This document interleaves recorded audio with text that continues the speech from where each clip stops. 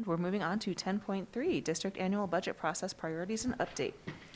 So presenting the district annual budget update tonight is Budget Director Brian Gustafson. Welcome, Brian.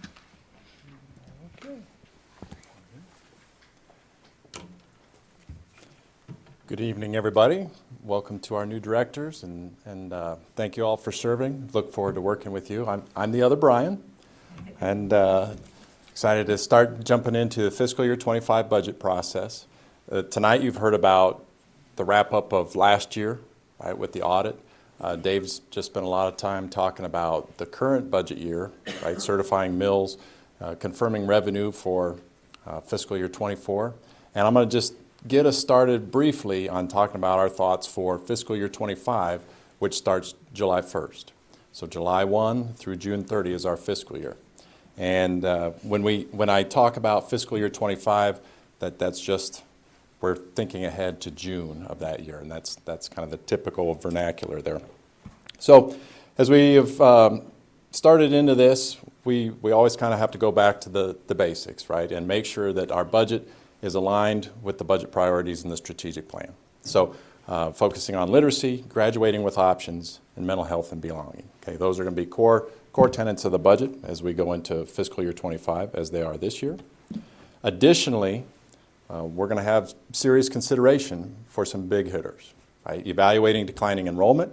Safety is always at the forefront of what we do budgetarily and in the schools, okay, as well as competitive compensation and benefits. Okay, there's never a pause there, right? I know the district, as well as other districts, are always wanting to secure, attract, retain the most qualified and best staff possible. And so that's always part of the budgetary process. And then we have continuing assessment of the Universal Pre-K and Healthy Meals for All programs, which are just implemented this year. And so we're getting a feel for what do those look like this year, and then how do those turn into ongoing budgetary needs in the future. So Dave referred to some of the total program, right? The per pupil rate times the number of pupils forecasted for PSD. And that's really where we start with thinking about next year's budget. And each November, the governor releases a budget request that projects what that might look like for each district. And that initial projection sometimes is pretty close, and sometimes it's way off. Last year we found in November, we thought it was going to be really far off. And then we went through all this stuff, through all the legislative session, and we came back to June, and it was pretty darn close to where the governor had actually originally requested many months prior. So we'll see. We'll see this year. What was released back in November was a statewide total program increase of about $564 million. And that's an average of $705 more per pupil. The initial runs, right, and this is very initial, for PSD, the estimate is an additional $659 per pupil. Now, we're still working through a lot of the portions and awaiting a lot of information for the components of the formula as far as what does that mean? How much more money does that mean? We don't know right now, because there's another big variable, the number of enrolled students, that we don't have dialed in quite yet. But that's where we'll get going here as we turn the calendar year into January. In that governor's budget request, there's an estimate or a basis of 5% inflation. Dave mentioned last year we had the 8% inflation that impacted the budget. Right now, that estimate is 5%, and we'll see in January how that adjusts as well. Also, and this is a big one, there's the elimination of the budget stabilization factor. And we're not diving deep into the school finance 101 this evening and the total program, the formula, but as you looked at those bars that Dave had up here, the property taxes versus the state equalization, right, there's a number of factors that contribute to the total number there. But there's been one factor that has reduced what the state has had to equalize over the previous 15 years, and that's this BS factor, the budget stabilization factor, right? A budget control measure that when the state looked at its budget, it found, back as we're coming out of the Great Recession, or not probably the Great Recession, the recession we most recently had, the state found that gosh, we're supposed to equalize this amount of money, but we can't. And so there was this implementation of a negative factor, a factor to reduce the other factors. Well, on July 1 of 2024, that factor is scheduled to disappear and go away. Right. This year, the factor in our fiscal year 24 budget is about $5 million. Over the course of 15 years, that's been a cumulative impact of $328 million for PSD. So we hope that the legislation holds, we get into next year, and we see a $0 budget stabilization factor for fiscal year 25, and that's where we'll start our planning. And so that's where we'll also see some increased revenue as we get into the planning, because it's decreasing that reduction. Some other small items that the governor's budget has talked about briefly, and we don't know much about these items yet, is some funding for science education and work-based learning, and these will be statewide items, and we'll just have to kind of figure out, what does that mean for PSD? How much money? What are those directed dollars used for? But I think what we're going to see is a lot less other funding sources in this particular approach to the school finance formula, and pretty heavy focus on what you've already heard a lot about tonight, and that's property tax and equalization, and how does the whole formula kind of shake out. It's important to note, and Dave referred to this as well, that there is a school finance working group, a task force, that's diving into reevaluating this whole formula, the total program. And we're going to learn a little bit more in January as far as what that task force recommends in adjusting the other factors, like a cost of living factor, a personnel cost factor, other factors that are in the formula. So we'll learn more in January about how those might impact us next year and then beyond.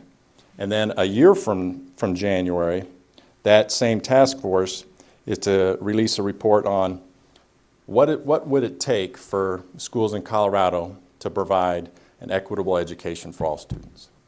And that's a big concept that they'll be wrestling with, and we'll be anxious to listen to and hear more about. Okay? So really what we're expecting, hoping for, maybe, is a change in this whole formula. And there's been talks, many talks over many years about changing the formula, and it never can quite take. So we'll see. The current formula we're working on is from 1994.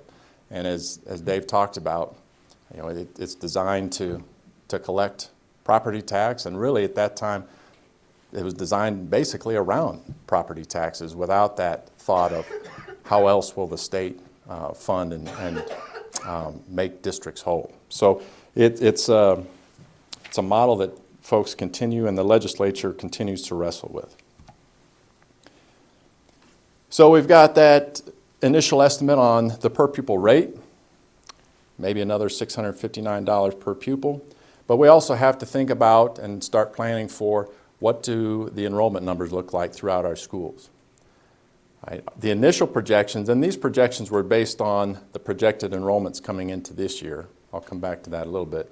The initial projections were for a 8% decline next year in student enrollment. And then looking ahead, an almost 10% decline over 10 years of students enrolled here in PSD. Okay, what that turns into, of course, is a correlated decline in student-based budgets that go out to schools, as well as budgets that fund operations throughout the district. We're in the process right now of truing up our mid-year budget counts, our enrollment counts. We've got our October count. Okay, we can adjust from projections more to the actuals from October and get an idea of where we currently stand. And then in January, we'll start to learn of any updated enrollment projections to base our fiscal year 25 budget upon. And then we can adjust future projections as well at that time. Of course, other challenges besides declining enrollment, we've got inflationary impacts on purchasing power. We've talked a little about that already this evening. Cost of living impacts here in these communities in PSD. And we've got a $4 million compensation commitment over 2 years. Now, please understand, that's not the only compensation commitment we have. That's a portion of our compensation package that was negotiated in May that is beyond anticipated revenue for the next 2 years. So that's using reserves to help pay for ongoing compensation commitments.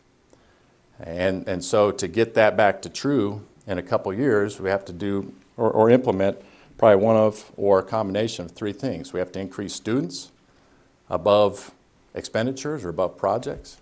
We have to then maybe think about, and you've mentioned it a little bit, a successful election or some sort of implementation of new revenue source, or reduction in spending, or some combination of all those items, right? To get to where those compensation commitments are coming out of recurring revenue. And that's important for us to think about budgetarily. The final bullet on this slide, the district did not fully fund benefits in FY 23-24. Again, please don't misunderstand. We have full benefits here in the district this year.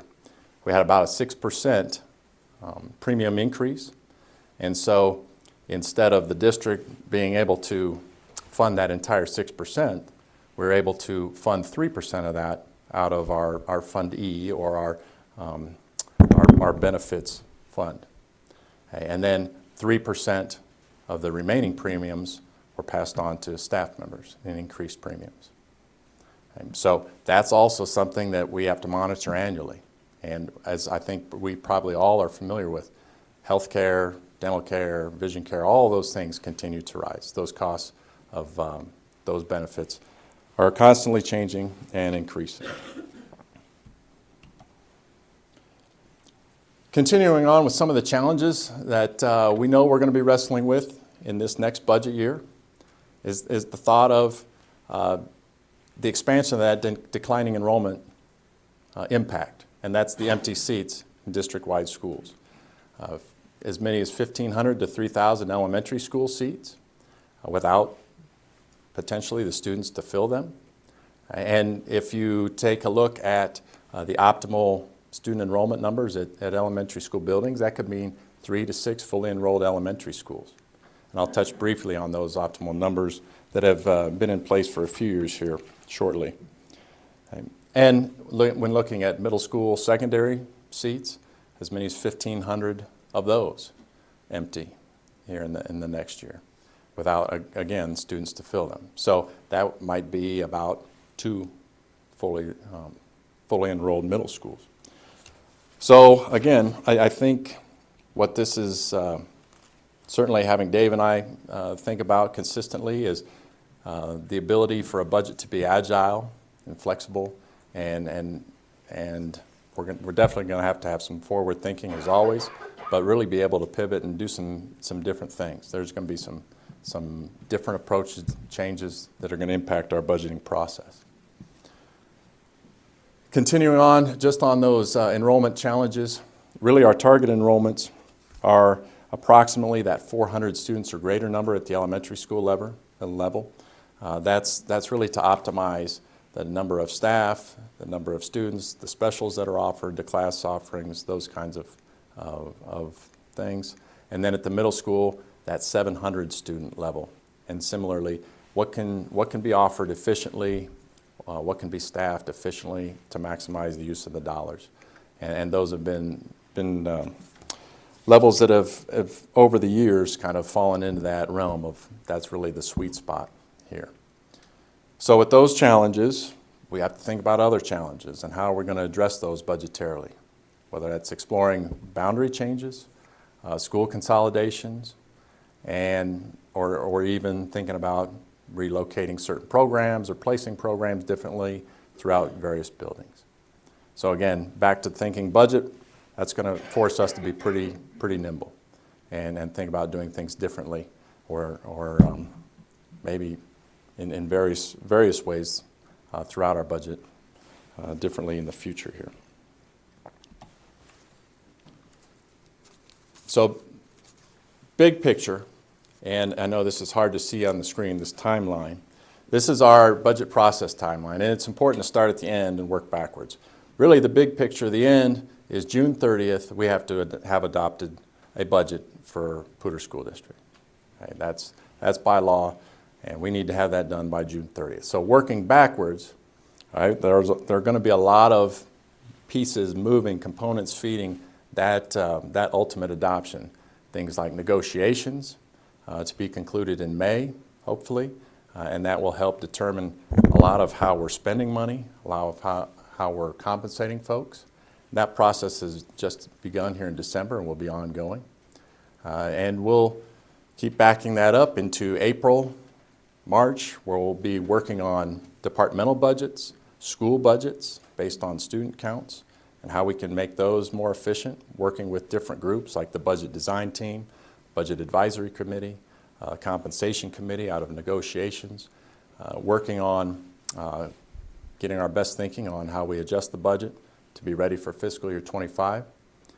In early March, late February, we'll be going through our comp planning process with our schools, and that's when our principals get a number. They'll get a number, a dollar number in February of here's your budget for next year based on projected student count.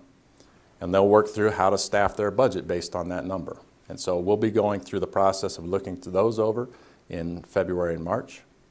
And then continuing backwards, we'll get the enrollment projections in January to build those comp plans and work through those processes with principals. And we get hopefully that mill levy certified, right? That process continues. As Dave described, we'll get that taken care of in January as well. And then back it up here to December, and we're in the spot where we're getting started. And we'll have updates for you, of course, along the way as we go. And so what's next? Well, I talked a lot about that timeline, what's next. But now back it into this fiscal year 24, because we're still operating here, of course. Right now, we're in the process of truing up our student-based budgets, looking at those actual enrollment numbers. We'll be making some adjustments. Some schools have had some growth. We've seen some growth in secondary schools where some additional budgeted dollars will go forward. And then we will come in January with a revised budget to the Board of Education. Make some revisions based on things that we've learned in the last 6 months, based on revenue expectations, changes in expenditure needs, those kinds of things. So we're getting started working on that as well. As Dave talked about, we'll know more about the impacts of property tax relief. Again, to reiterate, doesn't mean more money, just means more property tax collected. And what we'll have to really analyze from a budgetary perspective is how many fewer dollars the state equalizes with. And that's impactful to us, as I think you learned earlier, in our cash position. Because we don't collect our property tax typically until the last quarter of the year, the fiscal year. That's when the property tax collections come in. And so if the state is providing less equalization, we have to really monitor our cash position until we can get those property taxes collected.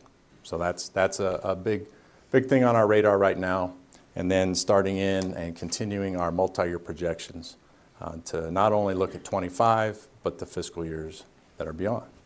So that's the high level. We are doing another budget community engagement meeting tomorrow where we get into a little more depth. I know we have some graduates that came a couple weeks ago, and we'll get into more depth on kind of the budget 101. How does the revenue work and those kinds of things. So I'm looking forward to that. And with that, I'll open it up to any questions that you have. Wonderful. Thank you, Brian. It looks like Kevin has a question for you. Brian, hi. Director Kevin Novelda. We haven't had the opportunity to meet, but thank you for that. Yeah. Off the top of your head, do you know what last year's budget was for PSD?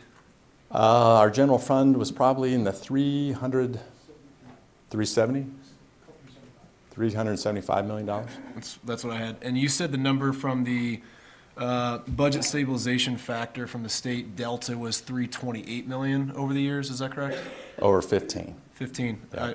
I attended a session from the Colorado School Finance Project last week, and the number that they gave me from 2009 current through 2024 is $333 million of lost revenue. And it's not so much a question as a salient point, is that this school district has lost $333 million, or what represents nearly 87-90% of our entire operating budget for last year, based on that budget stabilization. So I don't know if you were being diplomatic or not, but that is a huge data point that's worth mentioning again and again and again. So thank you Yeah, for that. absolutely. And I think what most districts are observing now is about a loss of approximately a year's worth of a budget. So it's our budget. And that's incredible. At the deepest point, and not, Dave, I don't know this exactly, but I think it was 30 million in a year? $32 million one year at the absolute lowest. That's impactful. $5 million is impactful, and we're looking forward to that disappearing. Unfortunately, that's money that's not going to be restored. Other questions? Yeah, Scott, go ahead. A couple questions. On the October count, you might have said this. When will we get that final number for where we're at as of this October? The actual certification, I think, continues into like stamp it and all that into January, but we have a pretty good idea right now of where that stands. Okay. And so while I don't have the exact numbers in front of me, I know we're still lower than last year, but slightly above projection. We were projected to lose 540-ish students, Okay. and we're kind of right in the middle of being above projection, but not quite last year. Okay. The other quick question, so we were talking about options for truing up. You know, the mill levy, reducing spending, or increasing students. Two of those are tough. One of them seems like a positive. You know, how do we increase students? One of the things in the video, that's a subtle thing, but I think it's an important thing, and I think voters are going to ask this question. We need to have an answer for it. Superintendent Kingsley mentions the charter schools in our district, but he was specific about district-approved charter schools and what number of enrollees went there versus what we got back. Do we have a number, and Dwayne, I don't want to put you on the spot right now, but you might be able to find this for us. Do we have a number of the school-age children in our district that aren't going to any Poudre School District school, and how that's changed over the last few years? I think people are very curious about that. You know, whether it's private schools, other charter schools, home schools, especially in the elementary schools. If we're seeing that big of a drop-off in elementary schools, where are those kids? And it's not just birth rates that instantly hit us in 2 years. Like, I think we really need to be curious about this before we make gigantic changes. And I think our community would appreciate it if we are transparent about that and talk about it and dispel any rumors. I think there's a lot of assumptions about what's going on, but let's find out the truth. And just to that point, Scott, there is some data on the website about transfers to CSI authorized charter schools as well as other districts, which does come from state systems. It's not totally perfect in that there's lots of data transfers that are happening to come to those numbers, but there are some preliminary trends that are available there for folks who want to check it out on the long range planning page. I think that's good. Let's make a video about it. Let's add that. I think that's going to be a big pushback, especially next year. So let's talk about it. That's it. Sorry. Awesome. All right, Connor, go ahead. Okay. The underfunding of benefits, it was 3% from one of our contingency funds and 3% put onto employees. Correct. Are Yep. we? So we have a benefit fund that we're self-funded, so it operates our benefits program, and it has a reserve level that we used for a portion of the benefit increases. Are we projecting that same kind of underfunding and split going forward for, well, definitely next year, but outer years? I don't see medical premiums going down. It- So, Honestly, we're right in the beginning of that process. We have a benefits committee that really dives in and evaluates what the current utilization is, and historic utilization as well throughout our benefits users, and then what the projected costs might look like based on utilization, based on economic factors. So we're right at the beginning of that. So I couldn't tell you, honestly, right now what any projections look like for next year's benefit cost increases, changes, et cetera. Other thoughts? And Also to mention that that was really an opportunity we had, like a one-time opportunity, and where that additional one-time funds came from in our employee self-insurance fund was, if you think about what happened during COVID, there were a lot of people that just stopped doing procedures, and there was a big lull in the medical industry, and we saw a big growth in our fund balance there. So we had the ability to do that one time only, but the reality is we won't be able to do that again. We'll have to make up the full benefit increase that the district will need to pay, plus whatever the new increase is. And that's the work that the benefits committee will be looking into over the next couple of months. Okay, so going forward in the next, let's say, 2 fiscal years, we don't have that access to that money, so we're gonna have to come up with the money from our. It'll be part of the discussion of the budget, and development of the budget. Benefit costs will be a big portion of that, just as they always are. Sorry. Good, thanks, Dave. Thank you. Other questions? Yeah, go ahead, Scott. I think I got off a little bit on my line of thought there, but one other thing, talking about the increasing students thing, I think one thing about our schools, I'm a small business guy, I'm always thinking sales and marketing. We have major advantages over any other competitors, right? If you do a SWOT analysis of our district, we can offer some pretty amazing things just because of the sheer economies of scale. But we've got 2 big things. The CTE program is second to none. It's kick-ass, excuse my language, but I'm known to swear every once in a while. I'm from the East Coast. Kristen knows this. Yeah. It's amazing, and I think that's a big strength that we can bring to the table when we're trying to attract those students back. I'm looking for easy ways, low-hanging fruit, to fix some of these budget issues, and I think winning back or attracting students and getting our enrollment numbers up is a way to do this. The second thing is athletics.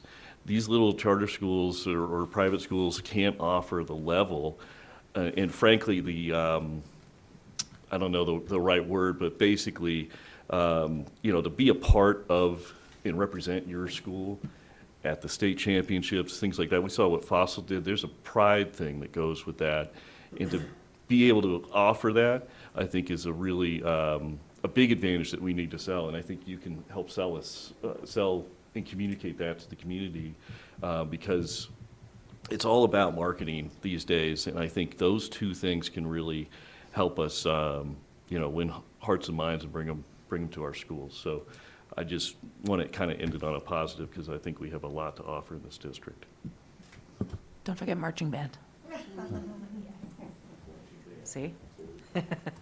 Other questions? All right. I think that'll do it for us. Thank you so much, Brian. This was. Thank you. Yep.